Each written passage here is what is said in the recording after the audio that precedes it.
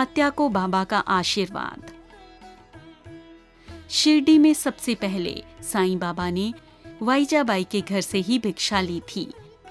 वाइजाबाई एक धर्मपरायण स्त्री थी।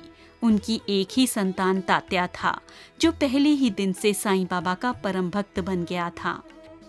वाइजाबाई ने यह निर्णय कर लिया था कि वह रोज साईं बाबा के लिए खाना लेकर स्वयं ही द्वारका माई मस्जिद जाया करेगी और अपने हाथों से बाबा को खाना खिलाया करेगी।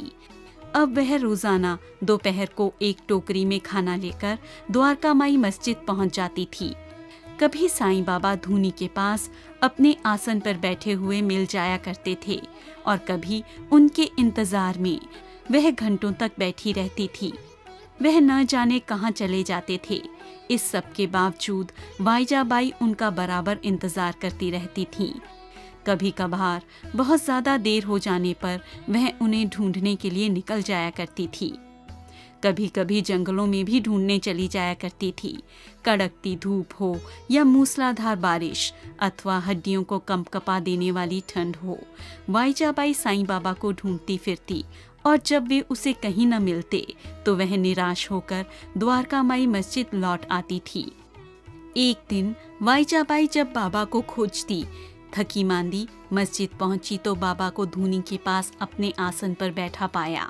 वाइजाबाई को देखकर बाबा बोले, माँ, मैं तुम्हें बहुत ही कष्ट देता हूँ। जो बेटा अपनी माँ को दुख दे उससे अधिक अभागा और कोई नहीं हो सकता। मैं अब तुम्हें बिल्कुल कष्ट नहीं दूंगा। जब भी तुम खाना लेकर आओगी मैं तुम्हें मस्जिद में ही मिला करूंगा, साईं बाबा ने वाइजाबाई से कहा। उस दिन के बाद बाबा खाने के समय कभी भी मस्जिद के बाहर न जाते थे। वाइजाबाई खाना लेकर मस्जिद पहुंचती तो बाबा उसे वहां अवश्य मिलते। साईं बाबा, वाइजाबाई ने कहा। ठहरो माँ। साईं बाबा खाते खाते रुक गए और बोले, मैं तुम्हें माँ कहता ही नहीं, अपनी आत्मा से भी मानता हूँ। तू मेरा बेटा है, तू ही मेरा बेटा है, तूने माँ कहा है ना। वाइजाबाई प्रसन्नता से गदगद होकर बोली, तुम ठीक कहती हो माँ। मुझ जैसे अनाथ, अनाश्रित और अभागे को अपना बेटा मानकर तुमने बड़े पुण्य का काम किया है माँ। साईं बाबा ने कहा, इन रोटियों में तुम्हारी ममता है। क्या पता मैं तुम्हारे इस ऋण से कभी मुक्त हो पाऊंगा भी या नहीं। यह कैसी बात कर रहा है तू बेटा? माँ बेटे का कैसा ऋण? यह तो मेरा कर्तव्य है। कर्तव्य में ऋण की बात कहाँ? वाइजाबाई ने कहा, इस तरह की बातें आगे से बिल्कुल मत करना। अच्छा अच्छा, नहीं कहूँगा, फिर कभी नहीं कहूँगा। साईं बाबा ने जल्दी से अपने दोनों कानों को हाथ लगाकर कहा, तुम जाकर तात्या को भेज देना। वो तो लकड़ी बेचने गया है, आते ही भेज दूंगी। कहने के बाद वाइजाबाई के चेहरे पर सहसा गहरी उदासी छा गई। वाइजाबाई की आप बीती सुनकर साईं बाबा की आंखें भीग गई। वह कुछ देर तक मौन बैठे रहे और फिर बोले, वाइजा माँ, भगवान भला करेंगे, फिक्र मत करो। सुख और दुख तो इस जीवन के जरूरी अंग हैं। जब तक इंसान इस दुनिया में जिंदा रहता है उसे यह सब तो भोगना ही पड़ेगा। वाइजाबाई की आंखें भर गई थीं। उसने अपनी टोकरी उठाई और थके हारे कदमों से वह अपने घर की ओर वापस चल पड़ी। तात्या अभी थोड़ी सी ही लकड़ियां काट पाया था कि अचानक आकाश में काली काली घटाएं उमड़ने लगी। बिजली कड़कने और गरजने से जंगल का कोना कोना गूंज उठा। तात्या के पसीने से भरे चेहरे पर चिंता की लकीरें खिंच आई। वह सोचने लगा, अब क्या होगा? इन लकड़ियों के तो कोई 4 पैसे भी नहीं देगा और यदि यह भीग गई तो कोई मुफ्त में भी नहीं लेगा। घर में एक मुट्ठी अनाज नहीं है तो रोटी कैसे बनेगी? तब रात को माँ साईं बाबा को क्या खिलाएगी? इस चिंता में डूबे तात्या ने जल्दी से लकड़ियां समेटी और गांव की ओर चल पड़ा। तभी जोर से मूसलाधार बारिश शुरू हो गई। वह जल्दी जल्दी पांव बढ़ाने लगा। अभी वह गांव से कुछ ही दूरी पर था कि अचानक एक तेज आवाज सुनाई दी, ओ लकड़ी वाले! उसके बढ़ते हुए कदम थम गए। उसने जोर से पुकारा, कौन है भाई? और तभी एक आदमी उसके सामने आकर खड़ा हो गया। क्या बात है? तात्या ने पूछा। लकड़ियां बेचोगे? उस आदमी ने पूछा। हाँ हाँ, क्यों नहीं बेचूंगा भाई, मैं बेचने के लिए ही तो रोजाना जंगल से लकड़ी काट कर ले जाता हूँ, तात्या ने जल्दी से जवाब दिया। कितने पैसे लोगे इन लकड़ियों के? जो मर्जी हो दे दो, आज तो लकड़ियां बहुत कम हैं और वैसे ही भीग गई हैं, जो भी दोगे ले लूंगा। लो, ये रुपया रख लो। तात्या हैरानी से उस व्यक्ति की ओर देखने लगा। कम है तो और ले लो। उस आदमी ने जल्दी से जेब से 1 रुपया निकाला और निकालकर तात्या की ओर बढ़ाया। नहीं नहीं, कम नहीं, ज्यादा हैं, लकड़ियां थोड़ी हैं, तात्या ने जल्दी से कहा। तो क्या हुआ, आज से तुम रोजाना मुझे यहाँ पर लकड़ियाँ दे जाया करो, मैं तुम्हें यहीं मिला करूँगा।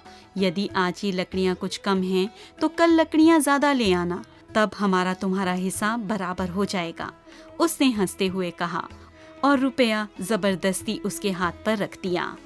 तात्या ने जल्दी से रुपए अपने अंगरखे की जेब में रखे और फिर तेजी से गांव की ओर चल दिया।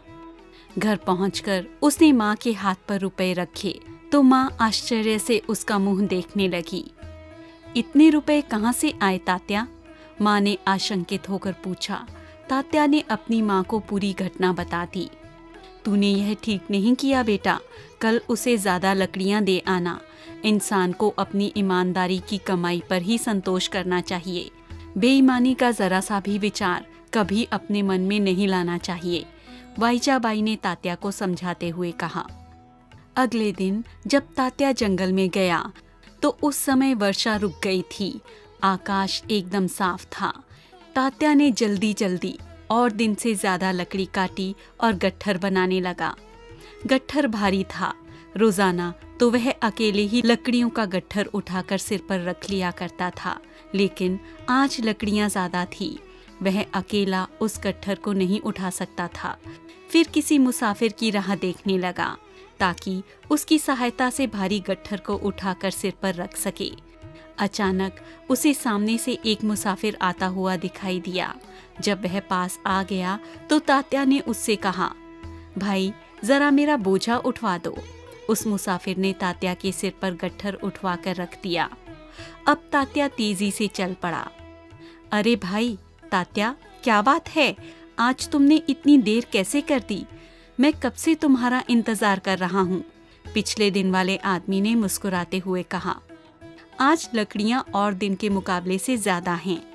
रोजाना लकड़ियाँ कम होती थी, इसलिए मैं अकेला होने के कारण उसे मैं अकेला नहीं उठा पा रहा था। कुछ देर बाद जब एक आदमी आया, मैंने उसकी सहायता से गट्ठर उठवाकर सिर पर रख लिया तो सीधा भागता हुआ चला आया हूँ। उस आदमी ने लकड़ी के गट्ठर पर एक नजर डाली और बोला, आज तो तुम ढेर सारी लकड़ियाँ काट लाए।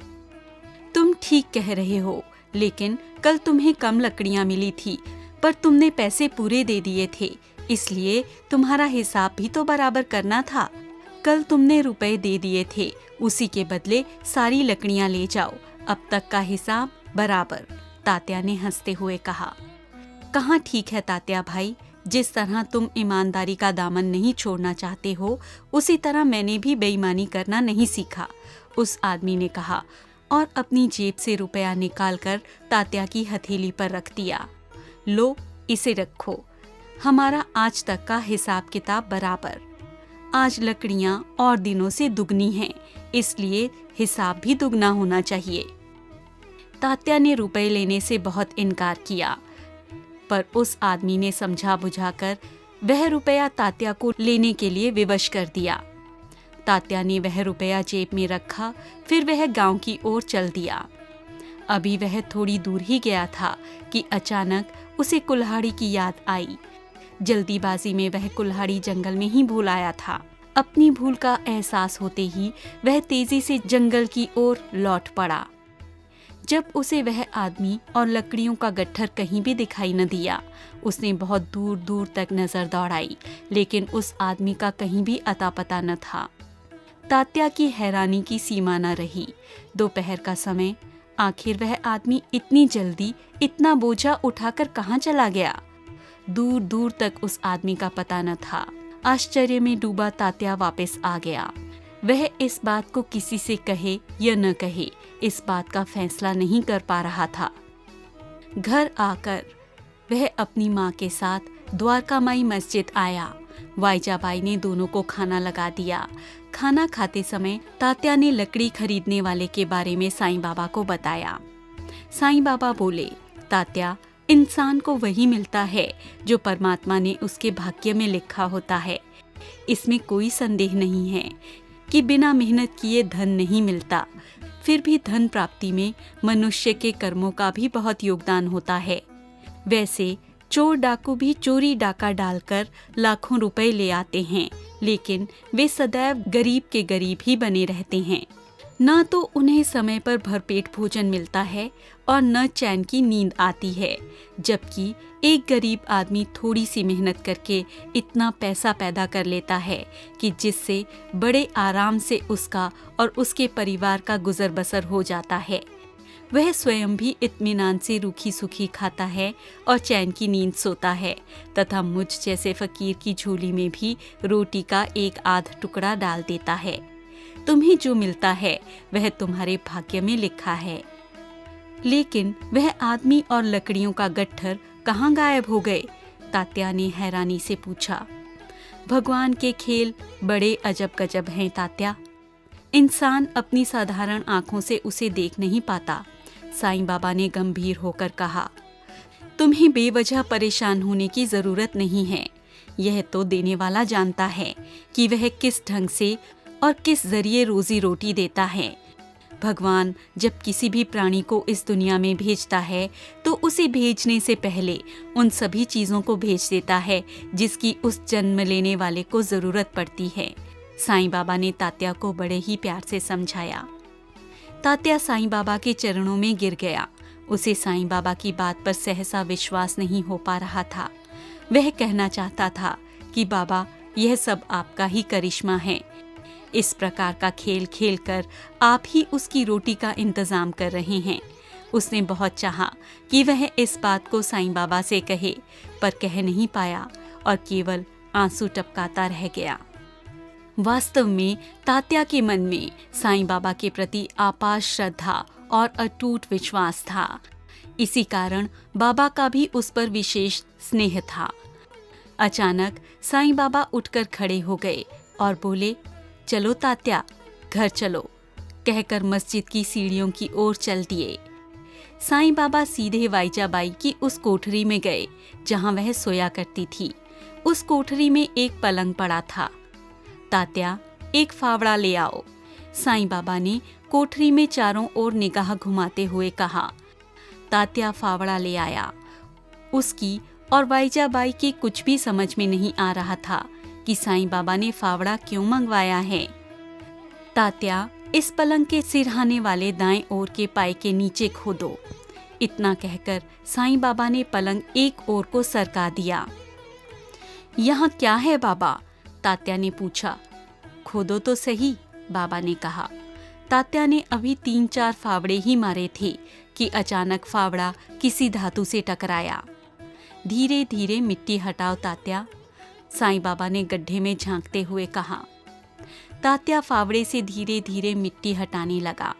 कुछ देर बाद उसने तांबे का एक कलश निकालकर साईं बाबा के सामने रख दिया। इसे खोलो तात्या।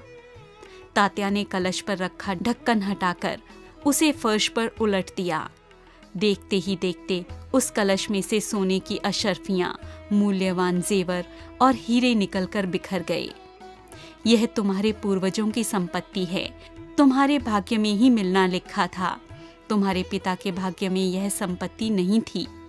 साईं बाबा ने कहा, इसे संभाल कर रखो और समझदारी से खर्च करो। वाइजा और तात्या के आश्चर्य की कोई सीमा न रही। वह उस अपार संपत्ति को देख रहे थे और सोच रहे थे कि यदि उन पर साईं बाबा की कृपा न होती तो संपत्ति उन्हें कभी भी प्राप्त न होती। तात्या ने अपना सिर साईं बाबा के चरणों में रख दिया और फूट फूट कर बच्चों की तरह रोने लगा। वाइजाबाई बोली, साईं बाबा, हम यह रखकर क्या करेंगे? हमारे लिए तो रूखी सूखी रोटी ही बहुत है। आप ही रखिए और मस्जिद के कामों में लगा दीजिए। साईं बाबा ने वाइजाबाई का हाथ पकड़कर कहा, नहीं माँ, यह सब तुम्हारे भाग्य में था। यह सारी संपत्ति केवल तुम्हारी है। मेरी बात मानो, इसे अपने पास ही रखो। साईं बाबा की इस बात को वाइजाबाई को मानना ही पड़ा। उसने कलश रख लिया। तब साईं बाबा चुपचाप उठकर अपनी मस्जिद में वापस आ गए और धूनी के पास इस प्रकार लेट गए जैसे कुछ हुआ ही नहीं है। तात्या ने इस संपत्ति से नया मकान बनवा लिया और बहुत ही ठाट बाट से रहने लगा। गांव वाले हैरान थे कि अचानक तात्या के पास इतना पैसा कहाँ से आया। वे इस बात को तो जानते थे कि साईं बाबा तात्या की माँ वाइजाबाई को माँ कहकर पुकारते हैं और तात्या से अपने भक्त या शिष्य की तरह नहीं बल्कि छोटे भाई की समान स्नेह करते हैं। अतः सबको विश्वास हो गया कि तात्या पर साईं बाबा की ही कृपा हुई है। इस कृपा से वह देखते ही देखते संपन्न हो गया। तात्या को संपन्न देखकर धन के लोभी लालची लोग भी साईं बाबा के पास जाने लगे। रात दिन सेवा किया करते थे कि शायद साईं बाबा प्रसन्न हो जाएं और उन्हें भी धनवान बना दें। साईं बाबा उन लोगों की भावनाओं को अच्छी तरह से जानते थे। वह ना तो उन्हें मस्जिद में आने से रोकना चाहते थे और ना ही उन्हें डांटना चाहते थे। उनका विश्वास था कि यहाँ आते आते या तो इनके विचार ही बदल जाएंगे या निराश होकर स्वयं ही आना जाना बंद कर देंगे। वह किसी को कुछ न कहते, सिर्फ चुपचाप धूनी के पास बैठकर तमाशा देखा करते थे। कुछ तो इतने बेशर्म लोग थे कि साईं बाबा से एकदम स्वयं को धनवान बनाने को कहते, बाबा हमें भी तात्या की तरह धनवान बना दो। उन लोगों की बातें सुनकर साईं बाबा हंस पड़ते और बोलते, मैं कहाँ कुछ कर सकता हूँ, मैं तो स्वयं कंगाल हूँ, भला मेरे पास कहाँ से कुछ आया। साईं बाबा का ऐसा जवाब सुनकर सब चुप रह जाते। फिर आगे कोई भी कुछ नहीं कह पाता था।